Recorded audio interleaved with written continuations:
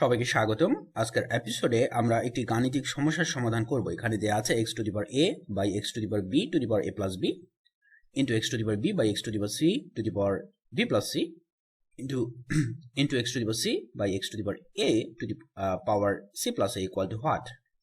এখানে একটা এক্সপ্রেশন দেয়া আছে এবং এই এক্সপ্রেশনটির মান আমাদের নির্ণয় করতে হবে। আমরা যদি এখানে তাকাই, এখানে এই যে প্রথম ভগ্নাংশ দেয়া আছে, এই ভগ্নাংশে দেয়া আছে x টু দি পাওয়ার a by x to পাওয়ার b। তাহলে এখানে x এর দুটি পাওয়ার দেয়া আছে, এই দুটি সংখ্যা x এর দুটি পাওয়ার, ভিন্ন ভিন্ন পাওয়ার। তাহলে আমরা এই দুটি সংখ্যাকে x এর একটি মাত্র পাওয়ার হিসেবে প্রকাশ করতে পারবো। সেক্ষেত্রে আমাদের পাওয়ার দুটি এখানে বিয়োগ করতে হবে। আমরা পাবো x টু দি পাওয়ার a minus b to পাওয়ার a প্লাস b।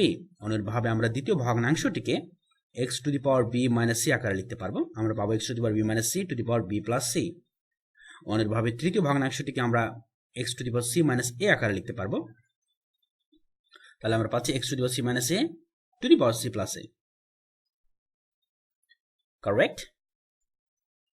আচ্ছা, এখন আমরা লক্ষ্য করি এখানে a মাইনাস b এবং a প্লাস b এই দুটি সংখ্যা কিন্তু গুণ অবস্থায় রয়েছে। তাহলে এদের ভিতরে আমরা সিম্পলি এখানে গুণ করে দেবো। আমরা পাবো x টু দি পাওয়ার a square minus b square into x to পাওয়ার b মাইনাস c এবং b প্লাস c এর ভিতরে এখানে গুণ করে দেবো। আমরা পাবো b square minus c square into আমরা অনুরূপভাবে c মাইনাস a এবং c প্লাস a এর ভিতরে গুণ করে দেবো। আমরা পাবো c square minus a square. Correct?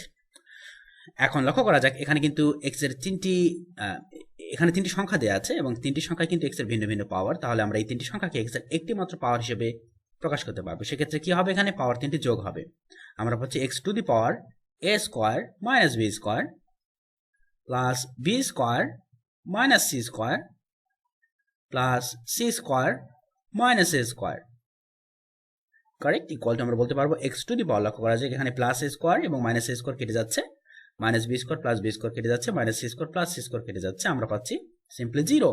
তাহলে আমরা পাচ্ছি x টু দি পাওয়ার 0 বা সিম্পলি 1। কারেক্ট?